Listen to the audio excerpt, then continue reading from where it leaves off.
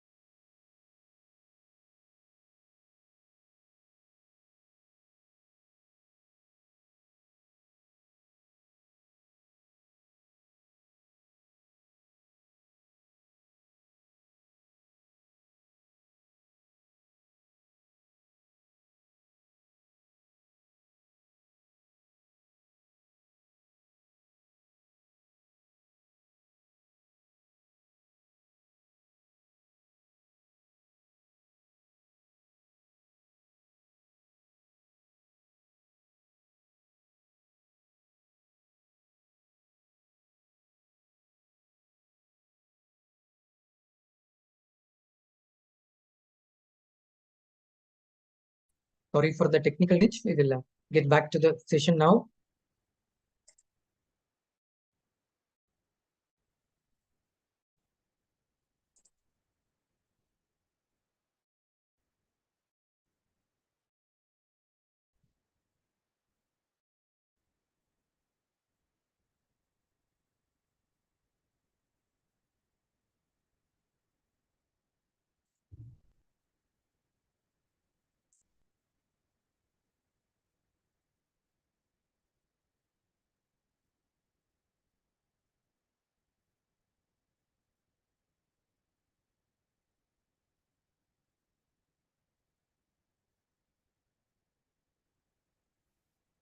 Yes, we'll get back for the power manifestation session now. We are going to do the Sarvajñatva, the power manifestation.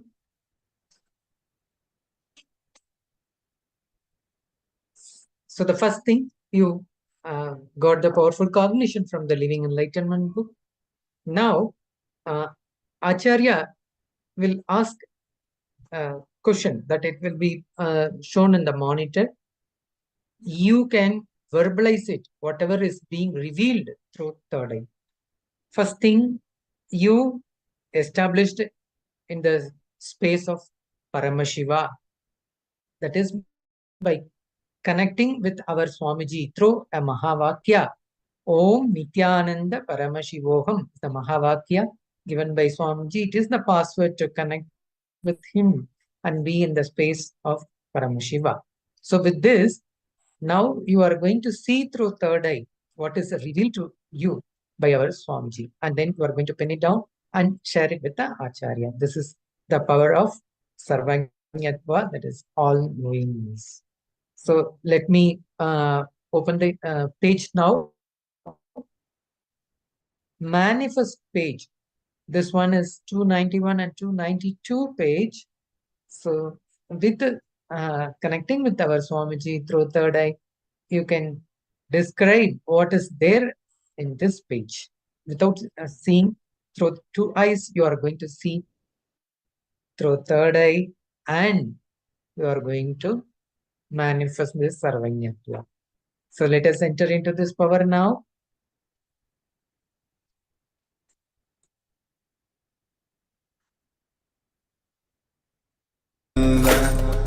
Paramashivoham Om Nithyananda Paramashivoham Om Nithyananda Paramashivoham Om Nithyananda Paramashivoham Nithyananda Paramashivoham Om Nithyananda Paramashivoham Om Nithyananda Paramashivoham Om Nithyananda Paramashivoham Om Nithyananda Paramashivoham Om Nithyananda Paramashivoham Om Nithyananda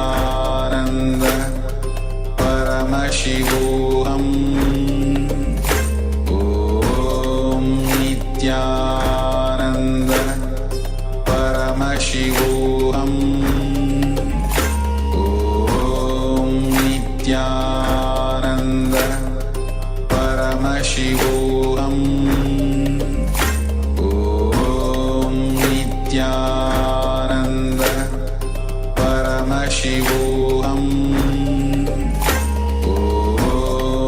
Nithyananda Paramashivoham Om Nithyananda Paramashivoham Om Nithyananda Paramashivoham Om Nithyananda Paramashivoham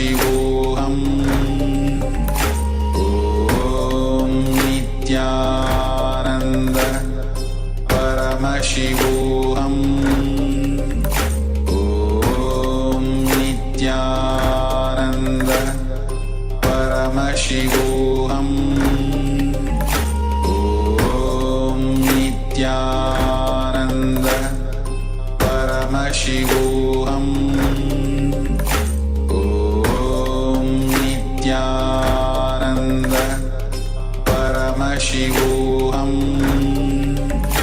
Om Nithyananda Paramashivoham Om Nithyananda Paramashivoham Om Nithyananda Paramashivoham Om Nithyananda.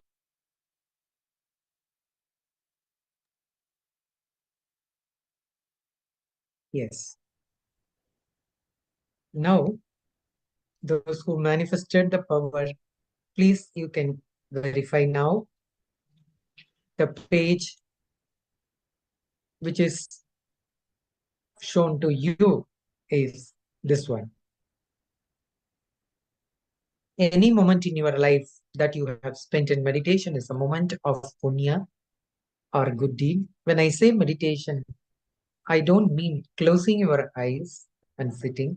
I mean moments that you have been consciously in the present when your consciousness has been with you. Any moment that has not been spent in such states is papa. All the moment of consciousness states are like your bank balance. At the time of your death, it is these states that will surface and liberate you. So this page, actually, you all can see it now. So anyone who manifested these words in your through the third eye, so it is a good that I congratulate for those people who have manifested, and those you yet to manifest. Swamiji used to tell this one thing to us: have the will persistence. Till you manifest this power, don't give up on yourself. Swamiji is there. He is going to manifest through us. So we are all as an instrument. We will be radiating his energy. So let's stick on to this, and then we'll move on to the next session. So those who had experience can please share your power manifestation experience in the social media, in the Facebook, through hashtag KAILASA and hashtag Paramashivoham Level-2. So with this, we'll move on to the next session now. Next Jnana session, we will all be watching our Bhagavan's direct own words, his truth revealing to us.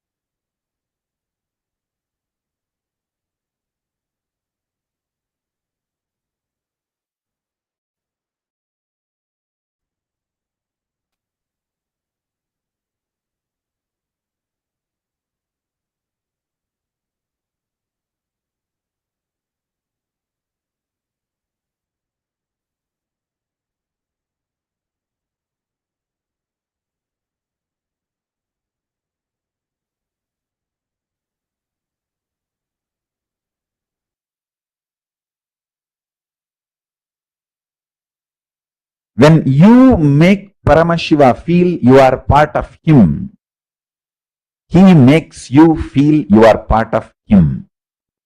Then it is win-win for both in the life. You win, he wins.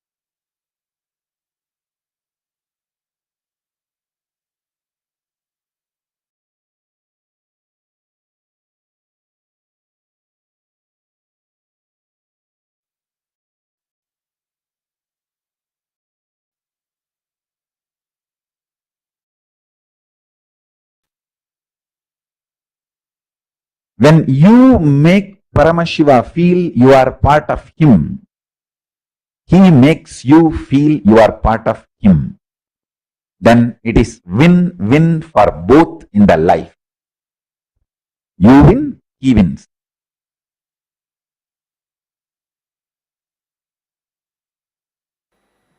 Let you use something, but be engrossed, immersed in Guru and God. Yunyannevam satatmanam yogi niyadamanasaha shantim nirvana paramam matsamstam adhigacchati. Always practicing.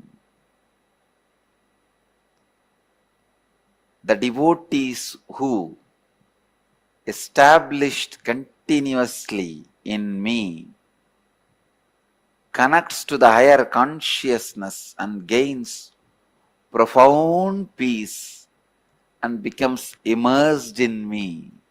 Being immersed in Bhagavan, in Lord, liberates you from all the responsibilities and commitments of the world, because that is the most important responsibility and commitment. Yunjannevam satatmanam.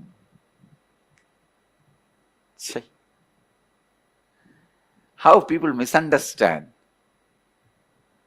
and use these highest concepts. Ramana Maharshi used to do that. When people come and just try to hang around, I tell you, these fellows who come, I am a sadhu, I will not work, I will just sit and meditate and do my things. Great, no problem. But you will see in 2 days they will start ruling everybody in the organization.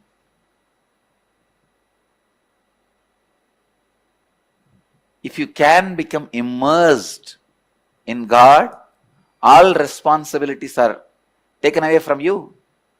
But you continue to perform all responsibilities. Responsibilities drop only when you really immersed in Him. Even after that,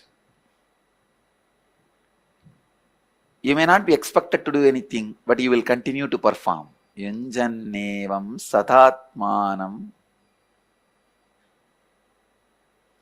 yogi niyadamanasaha shantim nirvana paramam matsamstam adhigacchati. Yunjannevam satatmanam yogi niyadamanasaha. When I remember these words again and again and again, the profound peace, that's the word Bhagavan is using. Shantim nirvana paramam matsamstam adhigacchati. Immersed in me. Try this as a samyama. Continuously do ajapa with Leela Dhyana, means remembering his actions, his words, his Leelas, his lifestyle, the auspicious qualities he expresses, the joy he radiates, the qualities of the Master, the words of the Master, the actions of the Master, the life of the Master. Remembering all this is Leela Dhyana. With ajapa, if you are remembering this continuously, you are immersed in. When you are immersed in Him through Leela Dhyana, you will have the deep yearning to achieve the state in which He is, to achieve the Sayujya. Salogya Samipya Sarupya Sayujya. Leela Dhyana should become a powerful samyama. Continue to have this Leela Dhyana as Powerful samyama. Yunjannevam satatmanam yogi niyatamanasaha shantim nirvana paramam matsamstam adhigacchati. In this manner, the devotee who with his mind established continuously connects with the higher consciousness, gains profound peace and becomes immersed in me. Sri Krishna, in the 15th verse of Dhyana Yoga, beautifully explains and expresses the beauty of Leela Dhyana.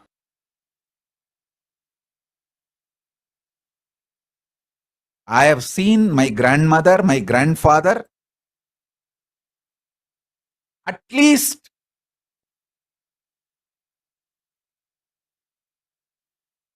100 people in my life. I have seen. Not one day they will miss Atmartha Puja and Parartha Puja, both. They will not miss the Atmartha Puja in their home, and they will not miss even one day going to Arunachaleshwara temple and worshipping. In that 100 people, I can name the list.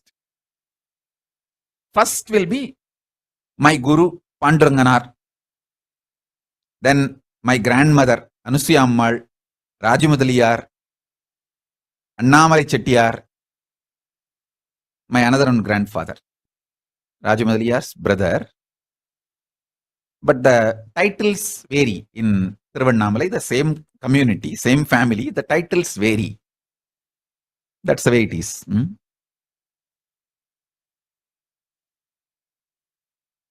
And at least 25 Shivacharyas I can name. I know them personally because I had been to their house many times. And any time, sometimes early morning also, they will send me to bring their bag. Many times I have seen, not one of them will miss even one day their Anmartha Puja. Even though they are only doing puja in the main temple Garbhamandir, even though it is their routine to come and perform the main temple puja in Garbhamandir, the main Arunachaleshwara's Parartha Puja, they will not miss their house Anmartha Puja. They will finish their Anmartha Puja and then come for temple Parartha Puja. How I will know that they have done their Anmartha Puja? No. If they have finished their Anmartha Puja and came to temple, whenever they send me to their home to bring their bags or any water can or something they forgot in the house, when I go there to bring, always the family people, they will give the prasadam which was kept in the morning for Anmartha Puja. Thambi prasadam saaptu pogane. They will always give that prasadam, sugar candy or the banana, whatever was kept in the Anmartha Puja, they will never miss giving that prasadam. That's the way I know. Understand, Arunagiri is responsible to keep the ecosystem alive. Their level of commitment, intensity, sincerity, and responsibility, all that is much, much, much higher than ordinary devotee who comes and goes. That is why I always tell people, the commitment of the sannyasis in our Sangha is completely different, because you are not committed only to me, you are committed to this whole ecosystem. You are committed to keep this ecosystem alive. The sannyasis and KAILASavasis, whether you are a Krama Brahmachari or Naishtika Brahmachari, or Apat Sannyasi, or Purna Sannyasi, or Grihastha. If you have become Kailasavasi, your commitment, your responsibility is totally different. Because you are committed to keep the ecosystem alive. Even if you are a Balasant in Gurukul, you have committed to keep the ecosystem alive. You cannot compare yourself with a devotee who comes and goes. See, sometimes a devotee who comes to Arunachalaswara temple, he gets the boons from Paramashiva much, what do you call as bigger than the boons given to Shivacharyas or the Saiva Velalar administrators of the temple. But you need to know, living around him and keeping the ecosystem alive and being dedicated to him is the greatest boon than any other boon. If you measure from the outside world, outer world, in that scale, sometimes a devotee might have got a bigger boon. Oh, he got a lottery. He came to Arunachalaswara and prayed and got a lottery. That doesn't mean immediately you will start thinking all the temple, Maniyam and Adinams, Sannidhanams, oh, even a devotee got lottery, crores. Seems like he is in a better position. No, surely not. His commitment, his relationship is different. Your commitment, your relationship, your responsibility is different.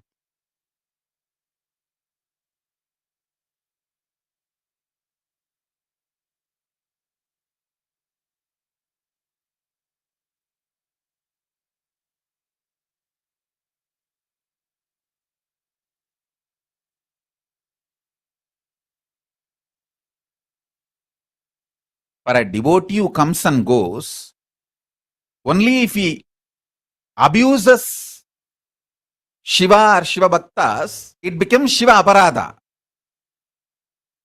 But a committed person who is supposed to keep the ecosystem alive, even if he misses one day Shiva Puja, that becomes Shiva Aparadha.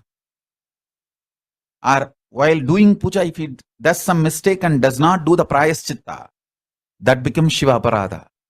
Understand the level of commitment and the responsibility is different.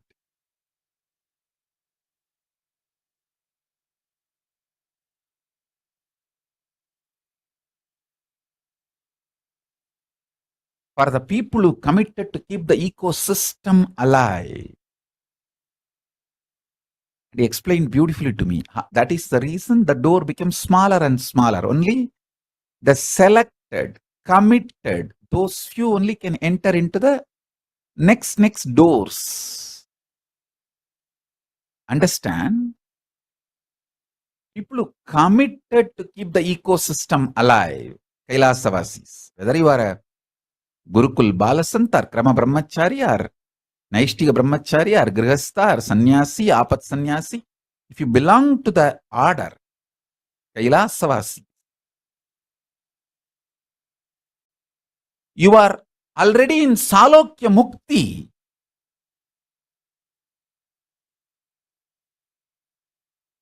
So your commitment is different. Your responsibility is different. Even death cannot touch you. You can only have liberation. Sometimes even when you ask for death, it only becomes liberation.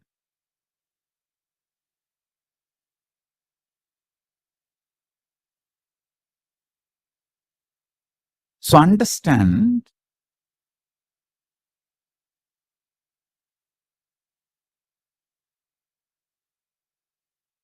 this truth I am revealing now.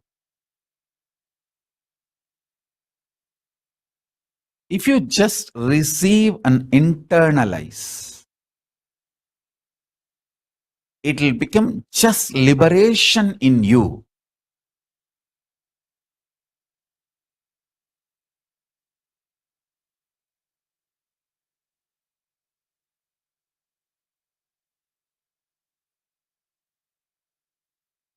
The example now I gave, what Arunagiri Yogeshwara taught me,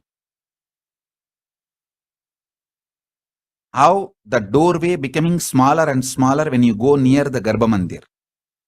Same way, when you start intensely listening,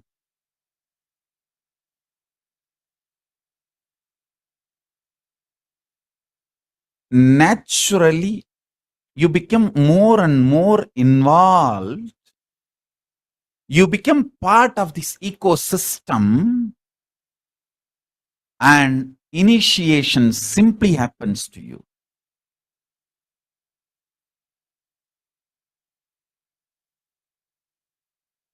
Greater signs of Paramashiva, life, existence, reality can be realized with a greater ability to visualize. Paramashiva Dhyana, visualizing Paramashiva's form with 25 heads, 50 hands, 75 eyes, is a powerful method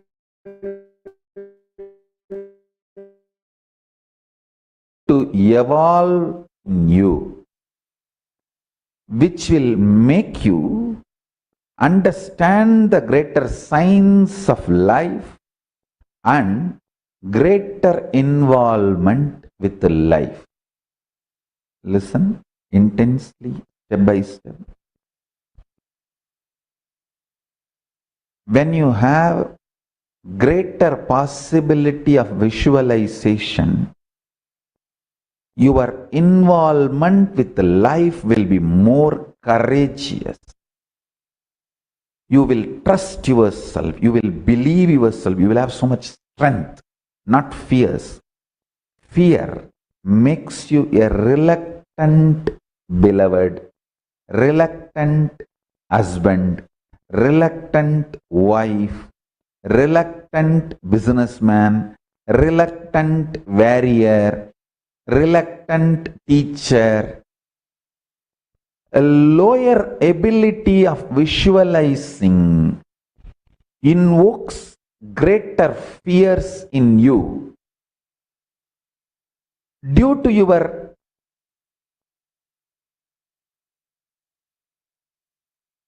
lower visualization level, more fears, more unknown.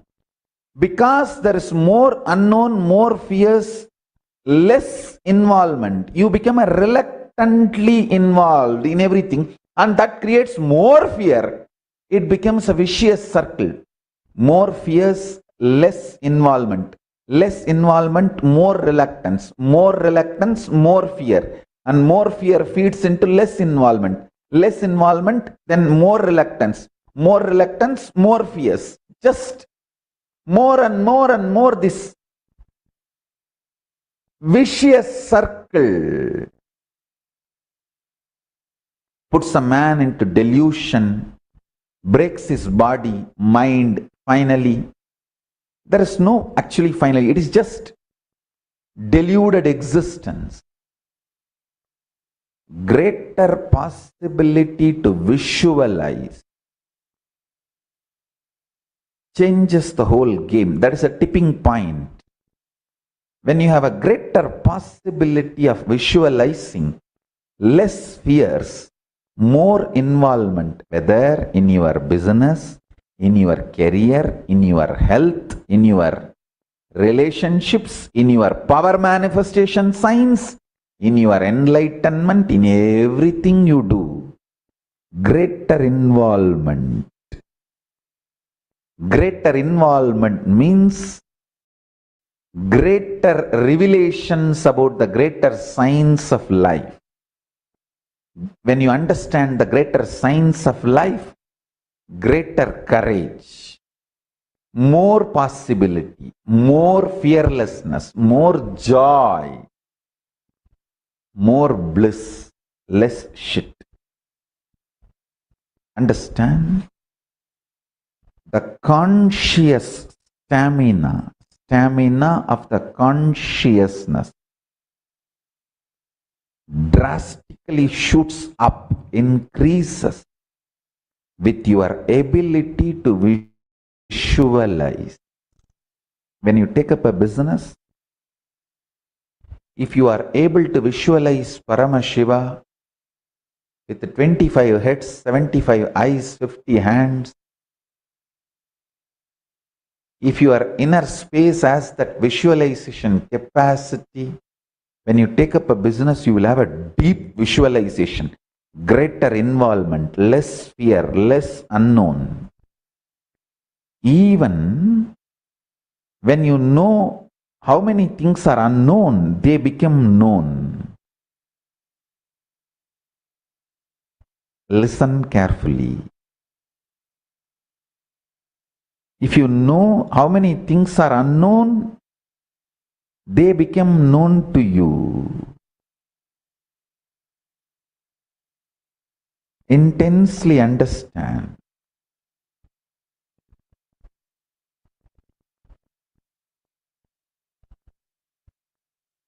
Work continuously to increase your ability to visualize.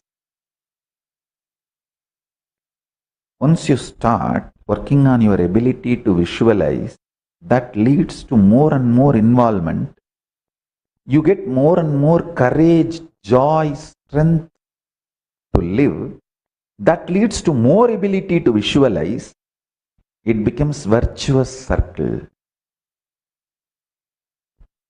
That is why I insist on everyday Nitya Puja. Nitya Puja is nothing but teaching you the ability of greater visualization, making you manifest the power of greater visualization. The ability of greater visualization and ability to understand this greater science is the power of third eye. Divyam dadami te chakshu. Krishna says in Gita that Divya Chakshu is the ability to have greater visualization and ability to get involved in the greater science. Listen carefully.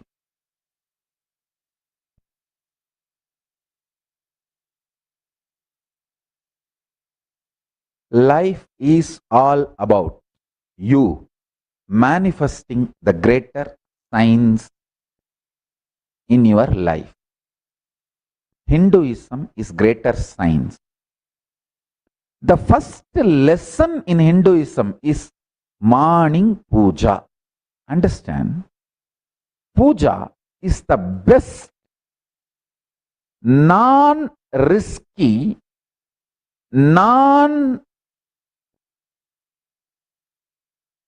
listen carefully, let me repeat. Puja is the best non-risky, means no risk, volunteer, happy methodology to manifest greater visualization. Listen, morning, when you sit, visualize Paramashiva is sitting in front of you beautifully with a smiling face. Oh my daughter, oh my son. And beautifully with 25 heads, 75 eyes, 50 hands, with Parashakti in the lap.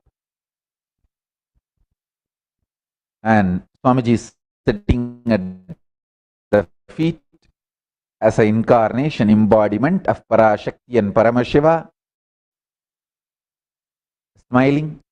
You manifest this visualization and start offering the puja. Asanam samarpayami, bhadyam samarpayami. Maybe after a few seconds that visualization will melt down, but don't worry. Again visualize and do it. In this whole process, it may take, if you are not enjoying being with yourself, you will finish it quickly in 3-4 minutes.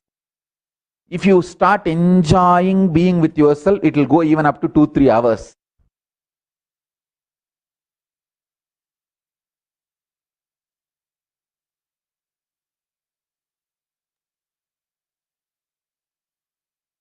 Yes. With this, we all had listened to whatever Bhagavan has shared to us. With this, we'll move to the next intra-analyzing exercise now. As Bhagavan described to us, for all of us, about the Salokya Samadhi. Salogya means where our Guru is living, the place where he is living. That is Salogya. When we get the opportunity to live with our Guru, then it is called Salogya Mukti. So here we are going to do the intra-analyzing exercise about the Salogya Samadhi. There are many levels of experiences. Salogya Samadhi is where Paramashiva thinks for your life. Your responsibilities are taken by him. He takes care. Literally, our Guru, Bhagavan Sri Nithyananda Paramashivam, will take care of you completely. How to immerse in Salogya Samadhi? When you make Paramashiva feel you are part of him, he makes you feel you are part of him. Continuously do Achapa Achapa with remembering his actions, his words, his leelas, his lifestyle, the auspicious qualities. He expresses the joy he radiates, as per the 15th verse of Dhyana Yoga of Srimad Bhagavad Gita. Keep the ecosystem alive as per the direct revelations, experiences, and knowledge transmission. Guru Sishya Parampara from Bhagavan Arunagiri Yogeshwara to our Supreme Pontiff of Hinduism, Bhagavan Nithyananda Paramashiva. Paramashiva Dhyana. Visualizing Paramashiva's palm with 25 heads, 50 hands, 75 eyes is a powerful method to evolve greater visualization possibility in you, which will make you understand the greater science of life and greater involvement with the life. This is from the greater science of the power of third eye. Divyam Dadami De Chakshu. Bhagavan Krishna says in Gita as Divya Chakshu. Salogya Samadhi is the answer to all our systems. One of the biggest problems human beings are facing in the world is feeling alone, feeling lonely, feeling orphaned, feeling left out, feeling misunderstood, feeling unrecognized. All this feeling lonely in different ways. Salogya Samadhi is where Paramashiva thinks for your life. Your responsibilities are taken by him. He takes care of you. The technique for Salogya Samadhi, Nyaya, sit with the assumption, less question. SP, which Bhagavan, Supreme Pontiff of Hinduism, says, whether it is Savikalpa Samadhi or Nirvikalpa Samadhi, Sampranyada Samadhi or Asampranyada Samadhi, Sabija Samadhi or Nirbija Samadhi. The various Samadhi experiences I went through, the various cognitive shift which happened in me, the various experiential process which happened in me, everything has happened the moment I said, I answer to myself, why? Not able to complete with your why will remain as incompletion. If you complete with your why with the right answer, if will not happen, don't allow the if is assumptions. When the why is not complete, if starts happening in you, assumptions. Maybe this, maybe that. This is the essence of all darshanas, experiential reality through construct. So let us all have this questioning inside us. Do this intra-analyzing exercise now. Like why? Why means WHY. Answer all your whys. Complete with all your why. Complete with every why by logically handling it. Every why I should wake up early morning. Two, why I should do 1200 breath process. Why should I worship my Guru as God?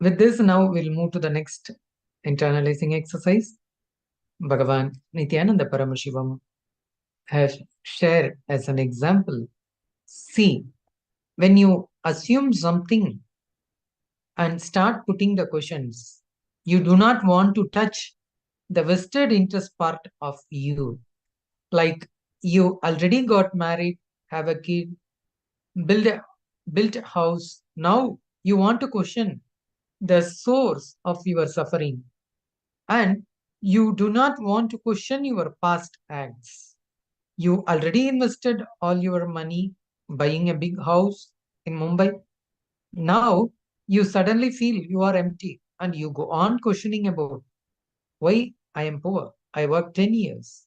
Why I am still poor?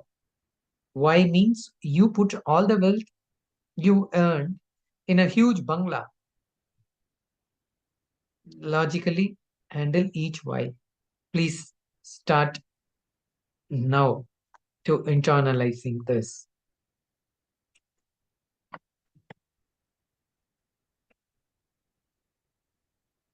So being immersed in Salogya Mukti, Salogya Samadhi for your near and dear ones. Continuously do Ajapa Japa with remembering his actions, his words, his leelas, his lifestyle, the auspicious qualities he expresses, the joy he radiates, as per the 15th verse of Dhyana Yoga of Srimad Bhagavad Gita. Bhagavan Nithyananda Paramashivoham's page detailing his life, his yatras, his joys, his own personal space for Leela Dhyana in the link nithyanandapedia.org. Being immersed in Salogya Mukti for your near and dear ones, keep the ecosystem alive.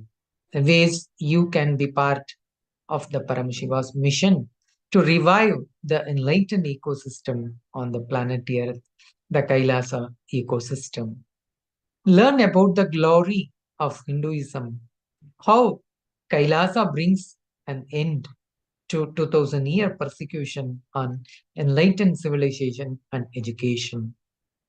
Visit our embassy in your area looking for support. Browse through KAILASA's 108 plus e-services, 24/7 humanitarian services on an international scale, KAILASA's 6 homes. Earn credits and diplomas with the world's largest Hindu university, KAILASA's Nithyananda Hindu University. For kids, e-Gurukul comes home. Get them started on pure questioning early in life.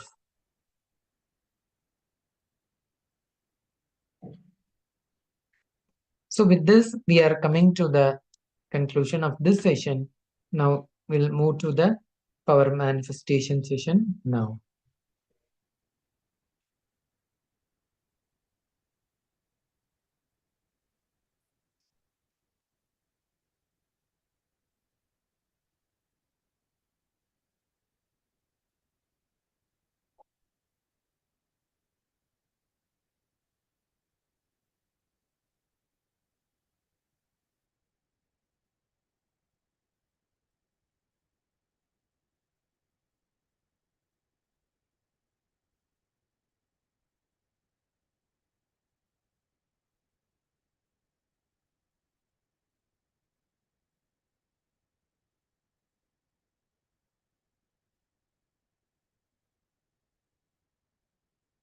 Now we are going to do the power, Sarvanyatva power. That is, already we had done the one round of Sarvanyatva power. Now we will move on to the next round. Sarvanyatva means all-knowingness. So first step, before entering into the power manifestation, first get a powerful cognition from our Bhagavan's Living Enlightenment book. Have the copy of Living Enlightenment. Pray to Swamiji to give a powerful cognition to you to manifest these powers.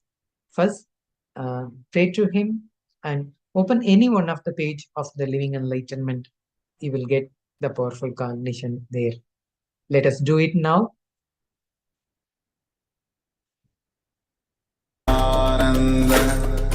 Paramashivoham Om Nithyananda Paramashivoham Om Nithyananda Paramashivoham Om Nithyananda Paramashivoham Nithyananda Paramashivoham Om Nithyananda Paramashivoham Om Nithyananda Paramashivoham Om Nithyananda Paramashivoham Om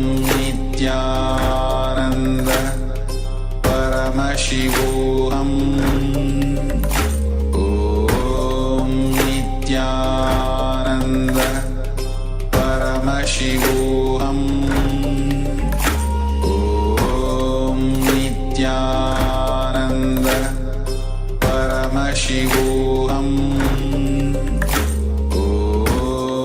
Nithyananda Paramashivoham Om Nithyananda Paramashivoham Om Nithyananda Paramashivoham Om Nithyananda Paramashivoham Om Nithyananda Paramashivoham Om Nithyananda Paramashivoham Om Nithyananda Paramashivoham Om Nithyananda Paramashivoham Om Nithyananda Paramashivoham